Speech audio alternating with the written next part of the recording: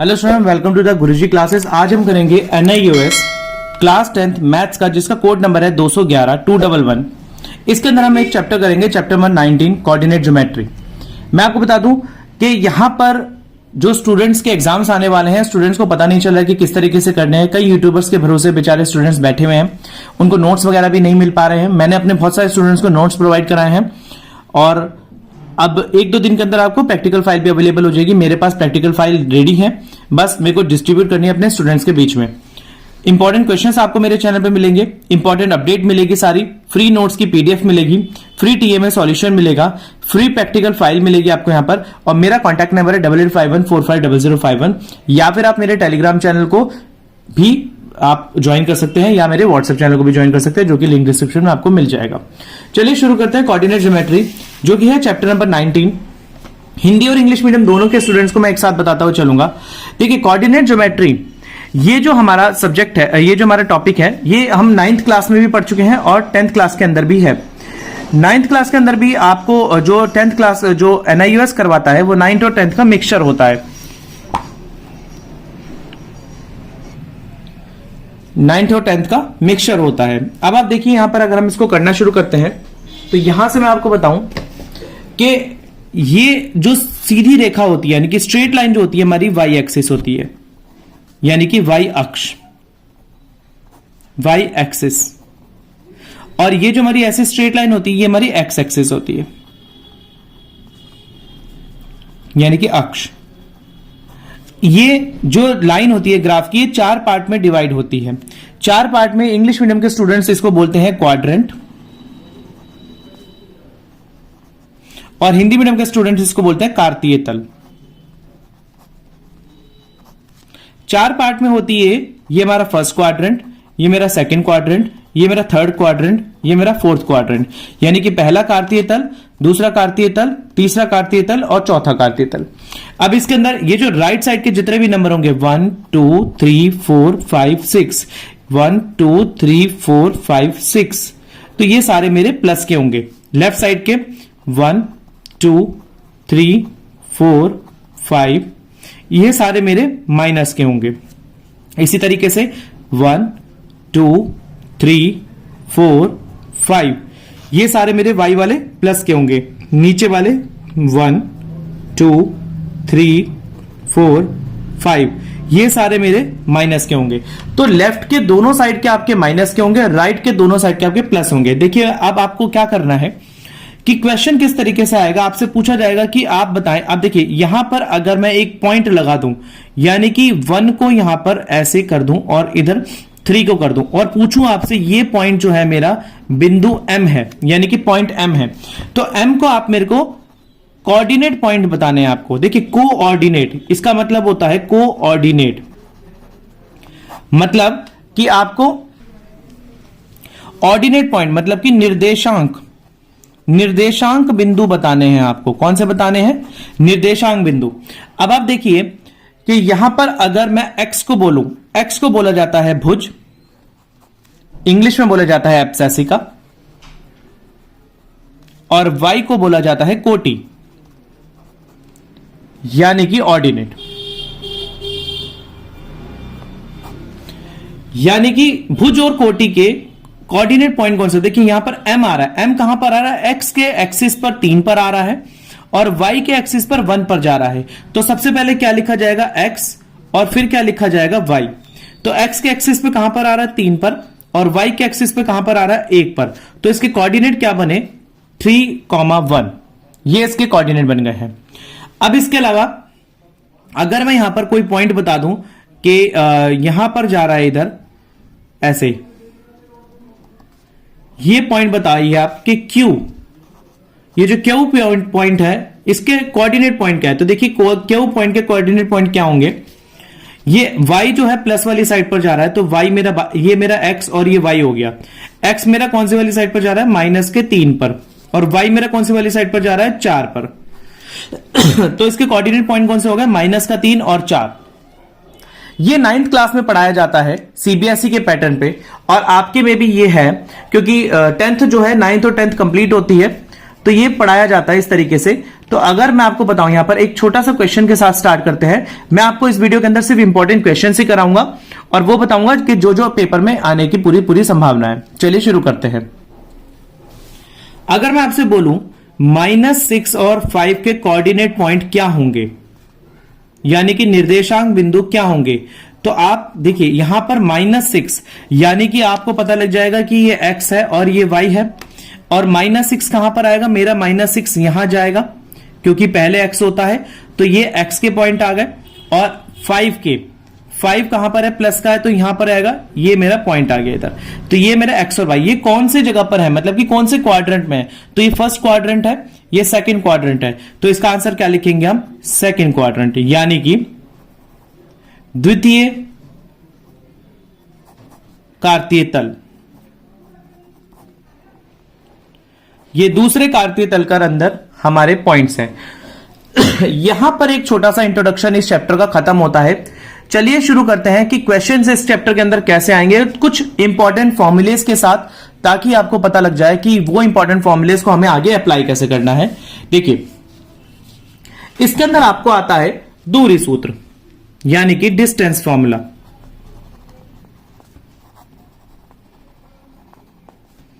इसे हिंदी में बोला जाता है दूरी सूत्र। अभी डिस्टेंस फॉर्मूला जो होता है, इसका फॉर्मूला क्या होता है, under root distance of abscissa, यानी कि distance of abscissa plus distance of ordinate. Hindi वाले स्टूडेंट्स के लिए, यानी कि भुज की दूरी प्लस कोटि की दूरी। ये जो है ये अंडर रूट के अंदर है, भुज की दूरी प्लस कोटि की दूरी। तो इसके लिए फॉर्मूला क्या है, इसके लिए एक चीज मैं आपको बताता हूं, यहां पर छोटा सा एक इंट्रोडक्शन देता हूं आपको। देखिए कि लाइन है, इस लाइन के दो बिंदु हैं, यानी कि दो पॉइंट है, x और y। यहां पर भी क्या है, x और y। अब दो x और y, तो इनकी पहचान कैसे होगी, देखिए इनकी पहचान इस तरीके से होगी, ये है हमारा x1, ये y1, ये x2, ये y2। अब इन दोनों के बीच की दूरी क्या है, इन दोनों के बीच का डिस्टेंस क्या है, उस डिस्टेंस को निकालने के लिए हमारे पास ये फॉर्मूला है under root distance of abscissa, यानी कि एब्सेसिका से ऑर्डिनेट के बीच की दूरी। तो इसके लिए आपको एक छोटा सा क्वेश्चन मैं यहां पर करके दिखा देता हूं शुरुआत में कि किस तरीके से हम करेंगे। पर उससे पहले आपको एक ध्यान रखना है कि जो एब्सेसिका का, यानी कि जो भुज की दूरी होगी, वो अपने पॉइंट से हमेशा 0 होगी, मतलब कि इससे इसकी दूरी तो 0 ही होगी ना। तो इसके लिए मैं क्वेश्चन करते हैं। देखिए क्वेश्चन कुछ इस प्रकार से आएगा, find the distance between each of the following pair of the point. दोनों के बीच की, यानी कि जितने भी दो बिंदु यहां पर दिख रहे हैं आपको, दो बिंदुओं के बीच की दूरी निकालनी है। यानी कि अब आपको सबसे पहले ये देख लेना है कि ये x1 है, ये y1 है, ये x2 है, ये y2 है। अगर मैं इसको लाइन के ऊपर आपको शो करूं तो ये कुछ इस तरीके से जाएगा, x1 y1 x2 y2। तो मेरे पॉइंट्स यहां पर आ गए 3 और 2 और 11 और 8। इनके बीच की मेरे को डिस्टेंस निकालना है। दोनों के बीच का डिस्टेंस कितना होगा मुझे ये बताना है। अब आप देखिए इसके लिए मेरे पास एक फॉर्मूला है। अगर मैं इस लाइन को नाम दे देता हूं यहां पर पी एंड क्यू, तो पी एंड क्यू के पॉइंट की दूरी का आपको बीच का निकालना है डिस्टेंस। तो आप क्या करेंगे, P Q is equal to under root, formula क्या बनता है मेरा, x2 minus x1 plus y2 minus y1। ये मेरा डिस्टेंस फॉर्मूला होता है। क्या होता है स्टूडेंट्स, ये मेरा डिस्टेंस फॉर्मूला होता है और इसके ऊपर होता है यहां पर स्क्वायर। ये है मेरा डिस्टेंस फॉर्मूला। हिंदी वाले स्टूडेंट्स के लिए दूरी सूत्र। ठीक है, तो अब यहां पर x2 मेरा क्या आ गया, यहां पर पी क्यू के साथ की दूरी रखेंगे। x2 मेरा आ गया यहां पर अंडर रूट, x2 आ गया और ये रहा x2 11 माइनस का x1 कितना है 3 का अंडर का होल स्क्वायर, और यहां पर y2 कितना है 8 माइनस का 2 का स्क्वायर। तो ये हो गया P Q is equal to 11 में से 3 जाएगा, और 11 में से 3 जाने के बाद आपका बचता है यहां पर 8। 8 का स्क्वायर प्लस 8 में से 2 गए 6 का स्क्वायर। अब 8 का अगर मैं स्क्वायर करूं तो 8 इंटू 8 होता है 64 और 6 का स्क्वायर करूं तो 6 इंटू 6 होता है 36। तो ये हो जाएगा यहां पर P Q is equal to 64 plus 36। और 64 और 36 को अगर मैं प्लस करता हूं तो मेरे पास आंसर आ जाता है 64 और 36, 6 और 4 10, 6 और 3 9 और 1 10। देखिए 100 आ जाएगा यहां पर P and Q is equal to root 100। अब अगर आपको 100 के रूट निकालने हैं तो किस तरीके से निकालेंगे, आप यहां पर फैक्टर करेंगे।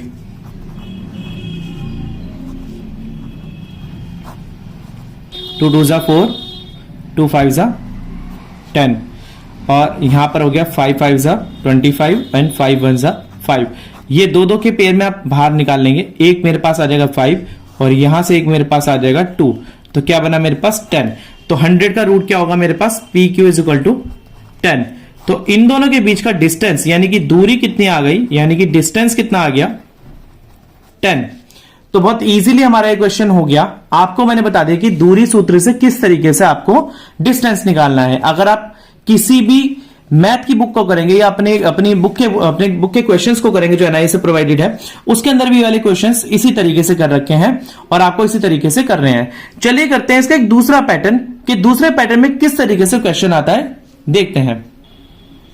अगला क्वेश्चन यहां पर आ जाता है, find the radius of the circle whose center is at 2.0 and which passes through the point 7 minus 12। आपको इस रेडियस यानी कि इस त्रिज्या, ये जो आपको दे रखी है त्रिज्या दे रखी है, इसे इंग्लिश में बोला जाता है रेडियस। इस रेडियस का आपको बताना है कि रेडियस कितनी है। अगर ये रेडियस पूछ रहा है कि कितनी है तो इसका मतलब इस रेडियस की लंबाई पता लगेगी। तो आपने क्या माना यहां पर, ओपी एक त्रिज्या है, ओपी इज अ रेडियस जिसका पॉइंट यहां पर हमने मान लिया कि एक्स पॉइंट और 2, ये आ गया मेरा x1, ये y1, ये आ गया मेरा x2, ये y2। तो ये किस तरीके से करेंगे हम, 2 0, ये आ गया यहां पर x1 y1 और दूसरा आ गया o के ऊपर, यानी कि यहां पर हमारे o के पॉइंट क्या थे, ये x2 और 0, p के पॉइंट क्या है यहां पर 7 और माइनस का 12। यानी कि ये जो OP त्रिज्या है इसका O पॉइंट क्या है, x1 और y1 क्या है 2 और 0 और इसका x2 एंड y2 क्या है 7 और 12। अब मुझे वही फॉर्मूले में रखना है जो मेरे पास डिस्टेंस फॉर्मूला है। यानी कि अगर मैं यहां पर लिखूं कि OP is equal to, distance formula होता है मेरा x2 माइनस x1 का square plus y2 minus y1 का स्क्वायर। तो OP के अंदर यहां पर क्या आएगा, x2 कितना है मेरा, यहां पर x2 है मेरा 7 माइनस का 2 का स्क्वायर प्लस y2 कितना है मेरा माइनस का 12 और फिर यहां पर आएगा माइनस का 0 का स्क्वायर। अब आप देखिए इसको किस तरीके से सॉल्व करेंगे। 7 में से 2 गए, बचेगा 5 यहां पर का स्क्वायर और माइनस का, अगर यहां पर आपको मैं करके दिखाता हूं, अगर माइनस के 12 में से माइनस का 0 जाएगा तो बचेगा माइनस का 2, माइनस का 12 और माइनस के 12 का यहां पर होल स्क्वायर है। तो होल स्क्वायर को अगर मैं 12 को 12 से मल्टीप्लाई करता हूं तो मेरे पास आ जाता है 12 को 12 से मल्टीप्लाई करके आ जाएगा 144 और माइनस हो जाएगा यहां पर प्लस, तो मेरा यहां पर क्या आएगा 144। इसी के साथ ही अगर मैं इसका भी ओपी में अगर 5 का भी अगर स्क्वायर कर दूं तो मेरे पास आ जाएगा 25 और प्लस 144। अगर मैं फिर देखूं ओपी के अंदर 25 और 144 को प्लस करता हूं तो 169 आता है और ओपी के अंदर अगर मैं देखता हूं कि 169 का मेरा रूट क्या होता है, 169 का मेरा रूट होता है 13। तो यानी कि इनके बीच का जो डिस्टेंस है वो यहां पर आ गया 13। तो इसका ओपी का आंसर क्या आ गया मेरा 13। सो स्टूडेंट्स इस तरीके का भी क्वेश्चन आपको आने वाला है। चलिए करते हैं एक अगले टाइप का क्वेश्चन जो कि आपके पेपर के अंदर आ सकता है, क्योंकि मैं इंपॉर्टेंट क्वेश्चन ही करा रहा हूं, एग्जाम्स आपके सिर पर है तो इस चैप्टर से रिलेटेड जितने इंपॉर्टेंट क्वेश्चन हैं सिर्फ हम वही करेंगे। करते हैं अगला क्वेश्चन। तो अगले क्वेश्चन के अंदर हमारे पास आता है, show that the points -5 and 6 -1 and 2 and 2 -1 are collinear. मतलब आपको बताना है कि क्या ये बिंदु -5 6 और -1 और 2 और 2 और -1 एक संरेख बिंदु है। संरेख बिंदु का मतलब होता है कि तीनों जो ये भी बिंदु हैं, ये तीनों पॉइंट जो हैं एक ही रेखा के ऊपर है, तो ये संरेख बिंदु हैं। अब ये कैसे पता लगेगा, देखिए अगर मैं इस रेखा को, आधी रेखा को इस आधी रेखा से प्लस कर दूं तो इस पूरी रेखा के बराबर आ जाएगा। चलिए ध्यान से समझते हैं। अगर मैं पी क्यू को प्लस करूं क्यू आर से, पी क्यू को प्लस करूं क्यू आर से, तो किसके बराबर होगा, पी आर के बराबर होगा। तो यानी अगर मैं आपको बताऊं कि ये मेरे पास एक पेन है, अब इस पेन को अगर मैं हाफ कर दूं, हाफ का मतलब कि इस पेन का इतना पार्ट और इस पेन का इतना पार्ट इस पूरे पेन के पार्ट के बराबर होगा, दोनों को अगर जोड़ दूं तो वही तो बात ये बड़ा बोल रहा है कि आपको बताना है कि अगर तीनों पॉइंट एक ही लाइन पर हैं तो इसका मतलब यही होगा कि P Q plus Q are बराबर होगा तीनों, मतलब पूरी लाइन के, तो तभी ये संरेख और कॉलिनियर पॉइंट कहलाया जाएगा। चलिए पहले मैं क्या करूंगा, मैं यहां से यहां तक का डिस्टेंस निकाल लूंगा, फिर मैं यहां से यहां तक का डिस्टेंस निकाल लूंगा, फिर उन दोनों डिस्टेंस को प्लस कर दूंगा, और अगर उन दोनों का डिस्टेंस इस पूरे डिस्टेंस के बराबर आ रहा है तो इसका मतलब ये कॉलिनियर पॉइंट है। चलिए करते हैं इसको। देखिए सबसे पहले करूंगा मैं यहां पर पी क्यू। पी क्यू अगर मैं करता हूं यहां पर तो पी क्यू मेरा आ जाएगा। तो यहां पर सबसे पहले मैं पी क्यू के बीच के डिस्टेंस निकालूंगा। पी क्यू के डिस्टेंस का फॉर्मूला होता है मेरे पास x2 माइनस x1 का square plus y2 minus y1 का स्क्वायर। x2 कितना है मेरा, यहां पर देख लीजिए x2 मेरा आ गया यहां पर, ये x1 ये y1 ये x2 ये y2, ये इसके हिसाब से है। और जब मैं इसके लिए करूंगा तो इसका x1 y1 ये बन जाएगा और इसका x2 y2 ये बन जाएगा। चलिए करते हैं यहां पर -1 माइनस माइनस का 5। देखिए एक तो -1 यहां पर x2 का है मेरे पास, और एक मेरे पास माइनस इसका अपना है, और एक माइनस मेरे पास -5 का है। तो तीन तरीके से आ गए यहां पर। प्लस y2 कितना है 2 माइनस का 6 का होल स्क्वायर, ये आएगा 2 माइनस का 6 का whole square, minus minus plus हो जाएगा यहां पर, तो यहां पर आ जाएगा प्लस 5 का स्क्वायर प्लस 6 में से 2 गए तो बचेगा माइनस का 4 का स्क्वायर। 5 में बड़ी संख्या के आगे माइनस प्लस माइनस होता है, बड़ी संख्या के आगे 5 है तो प्लस है तो प्लस ही होगा, साइन प्लस का ही आएगा, यहां पर भी बच जाएगा 4 का स्क्वायर और यहां पर हो जाएगा 4 का स्क्वायर। तो यहां पर आ जाएगा आपको 4 4 जा 16 और यहां पर माइनस माइनस प्लस हो जाएगा 4 4 जा 16। तो इसका आंसर आएगा √32। अगर मैं यहां पर बोलूं कि मेरा पी क्यू ये भी पी क्यू और ये भी पी क्यू और ये भी पी क्यू, √32 आ रहा है। √32 के जब मैं फैक्टर्स यहां पर निकालता हूं तो देखिए फैक्टर्स निकालने भी मैं आपको सिखा देता हूं कि किस तरीके से निकाले जाते फैक्टर। 32 के फैक्टर करूंगा, छोटी संख्या से करेंगे, 2 एकम 2, 2 छीक 12, 2 अठे 16, 2 चौक 8, 2 दूनी 4 और 2 एकम 2। अब कितने फैक्टर है, 1 2 3 4 5, यानी कि 2 इंटू 2 इंटू 2 इंटू 2 इंटू 2। 2 का पेयर यहां आ गया, 2 का पेयर यहां आ गया, 2 गुणा 2, और एक जो बच गया ये रूट में रह जाएगा, तो 2 2 जा 4, इसका आ जाएगा √4√2। तो पी क्यू का मेरा डिस्टेंस आ गया यहां पर 4√2। अब मैं निकालूंगा क्यू आर के बीच की दूरी, यानी कि क्यू आर के बीच की दूरी मैं निकालूंगा तो किस तरीके से निकालूंगा, यहां पर वही फॉर्मूला लगाऊंगा, Q R is equal to distance formula लगाऊंगा यहां पर x2 माइनस का x1 प्लस y2 माइनस का y1। ये मैं बार बार इसलिए लगा रहा हूं ताकि आप इस फॉर्मूले को भूले ना। देखिए इसका अब x2 ये बन जाएगा और x1 ये बन जाएगा, तो इसको किस तरीके से करेंगे हम, इसको करेंगे Q R is equal to 2 minus का और माइनस का 1 का होल स्क्वायर प्लस y2 कितना है मेरा, y2 है माइनस का 1 और माइनस का 2, क्योंकि बीच में माइनस है, का होल स्क्वायर।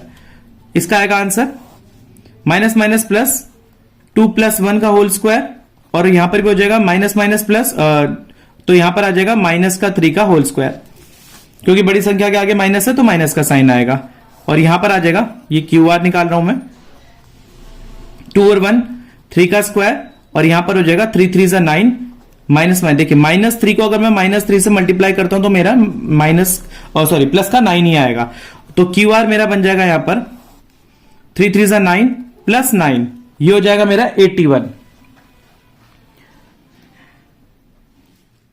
ये आ जाएगा रूट 81। क्यू आर मेरा आ गया रूट 81। अब रूट 81 के अगर मैं यहां पर फैक्टर्स करूं तो मेरे आता है, आप रूट 81 के जब फैक्टर्स यहां पर इसी तरीके से करेंगे, आपका होमवर्क आप करके देखिएगा, तो मेरा क्यू आर आ जाएगा यहां पर, क्यू आर की मेरी आ जाएगी वैल्यू 3√2। इसी फैक्टर से करके अगर आपको नहीं आता तो आप मेरे को प्लीज बताइएगा ताकि मैं आपको इसको करके दिखा सकूं। तो मेरा देखिए, मेरा यहां पर पी क्यू आ गया मेरा 4√2 और क्यू आर आ गया मेरा 3√2, मतलब कि पी क्यू मेरा 4√2 और क्यू आर मेरा 3√2। तो अब आगे करते हैं, अब मैं निकालूंगा पी और आर के बीच की दूरी, यानी कि दोनों के बीच की कंप्लीट दूरी निकालूंगा। देखिए पी और आर के बीच की दूरी निकालने के लिए मैंने यहां पर लिख लिया है। अब मैं क्या करूंगा, पी और आर के बीच की दूरी निकालूंगा, तो ये हो जाएगा मेरा रूट x2 माइनस x1 का square plus y2 minus y1 का स्क्वायर। तो ये मेरा हो गया x1 y1, ये हो गया x2 y2। इसके बाद अगर मैं इसको फॉर्मूला आगे करूं सॉल्व, तो यहां पर आ जाएगा x2 y2 कितना है, x2 मेरा 2 है और माइनस का 5 का स्क्वायर प्लस y2 मेरा कितना है, माइनस का 1 और ये 6 है मेरा, तो माइनस 6 का स्क्वायर। पी आर यहां पर सॉल्व करूंगा, माइनस माइनस प्लस हो जाएगा, स्क्वायर माइनस माइनस प्लस हो गया 7 का स्क्वायर, 5 और 2 7, 7 का स्क्वायर प्लस 7 का स्क्वायर। 7 का अगर मैं स्क्वायर करता हूं तो 7 इंटू 7 होता है मेरे पास 49, और यहां पर भी 7 इंटू 7 इज इक्वल टू 49। तो हमारे पास 49 और 49, अगर मैं इसको प्लस करूंगा 49 प्लस 49, इसको प्लस करके आएगा मेरे पास 98। 98 का जब मैं रूट करता हूं तो मेरे पास 98 का रूट आएगा, तो मेरे पास यहां पर आ जाएगा 7√2। अब आप देखिए टोटल पी आर, जो टोटल मेरे पास यहां पर पी आर है, पूरी जो कंप्लीट पी आर है, यहां पर पूरी कंप्लीट पी आर का डिस्टेंस आ रहा है यहां पर 7√2। अब कंप्लीट पी आर का डिस्टेंस 7√2 आ चुका है। अगर मैं यहां पर जो मेरे पास पहला था, यानी कि जो मेरे पास पी क्यू था और जो क्यू आर है, अगर मैं इनको प्लस करता हूं, ये देखिए यहां पर जो मेरे पास पी क्यू है और क्यू आर है, P Q plus Q R is equal to P R होना चाहिए। तो पी आर मेरी निकल के आ चुकी है 7√2 और पी क्यू मेरे पास यहां पर था 4√2 प्लस 3√2। तो आप ये देखिए बाहर वाली संख्या की बाहर से प्लस होगी और ये संख्या एज इट इज नीचे उतर आएगी। तो 4 और 3 7√2 इज इक्वल टू यहां पर भी 7√2। तो ये देखिए दोनों संख्या मेरी बराबर आ गई, यानी कि इसको अगर मैं बीच में क्यूब पॉइंट डाल दूं तो इसका और इसका प्लस करके इस पूरे टोटल के बराबर आ रहा है। तो मतलब कि ये तीनों बिंदु जो हैं एक ही लाइन के ऊपर है, मतलब कि संरेख बिंदु हैं। It means all 3 points are collinear. Collinear को हिंदी में बोला जाता है संरेख, तीनों बिंदु संरेख हैं। तो स्टूडेंट्स एक चीज और मैं आपको यहां सिखाना चाहता हूं, देखिए अगर 4√2 प्लस 3√2 तो ही ये प्लस होगा। अगर मैं आपको यहां पर बता दूं 4√2 प्लस 3√3 है तो ये दोनों प्लस नहीं होंगे, क्योंकि इन दोनों को प्लस करने के लिए ये दोनों मेरे जो ब्रैकेट, ये जो मेरे दोनों रूट है ये इक्वल होने चाहिए। अगर ये दोनों रूट इक्वल नहीं है तो ये बाहर की संख्या भी आपस में प्लस नहीं होती हैं। तो स्टूडेंट्स ये आपको चीज मैंने बताई है, आपको इस बात का प्लस करते हुए बहुत ध्यान रखना है। तो इस वीडियो के अंदर मैं इस वीडियो को ज्यादा लंबी नहीं खींचूंगा, ये पार्ट 1 की वीडियो है, इसका आपका हाफ पोर्शन इसमें वीडियो में कंप्लीट हो चुका है। पार्ट 2 की वीडियो में आपका इसका सेकंड पोर्शन कोऑर्डिनेट ज्योमेट्री का खत्म हो जाएगा इंपॉर्टेंट क्वेश्चंस के साथ, और आपका ये वाला चैप्टर खत्म हो जाएगा। फिर हम कुछ नए चैप्टर करेंगे ज्योमेट्री से रिलेटेड या फिर ट्रिग्नोमेट्री से रिलेटेड। मिलते हैं अगली वीडियो में, तब तक के लिए धन्यवाद।